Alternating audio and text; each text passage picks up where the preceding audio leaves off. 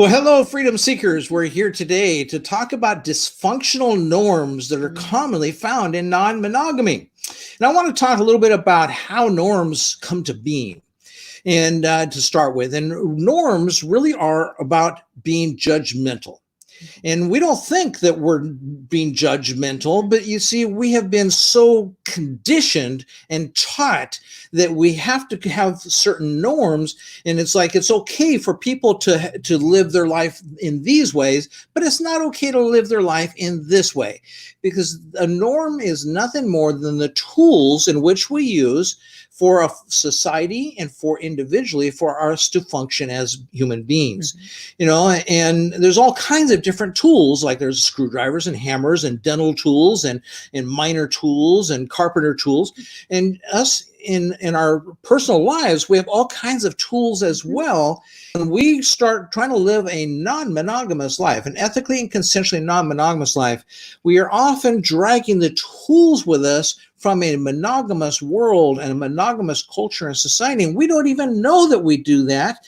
And when you don't know you do that until you become aware, then it just creates disruption in your life. Yep. And it kind of brings life to a kind of a stop in some ways. It can, or it can cause really severe issues. A norm then comes from our judgment and lack of acceptance of other people that are different than us. Whereas the opposite of that would be to love people and accept people even for their differences. And then we wouldn't need norms, because it's really, norms comes from being normal. And I hope that you are not normal. Well, one of the big norms that I help ethically and consensually non-monogamous women understand is the norm of we versus I. And what we find is in relationships, in monogamous relationships, the we becomes the entity. And even in our marriage vows, it's the two shall become one.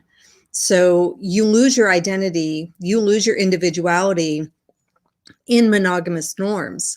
Whereas in ethically and consensually non-monogamous norms, we are whole and complete individuals, and then we share ourselves with someone else, but we don't become that person and we don't belong to that person. You bring your best to the party. Yes. And then through that best, you create something better. Absolutely. Absolutely. But you still retain a piece of your individuality. You don't lose yourself in that process. Yeah. And somebody always ends up losing themselves. Right. There are many norms that we have identified that we bring to us from non-monogamy that really just create havoc and create problems in your non-monogamous life.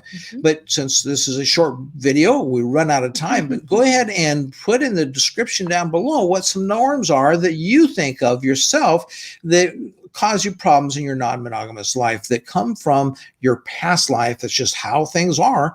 And maybe it's time to upgrade your tool set a little bit and create some new norms in your life.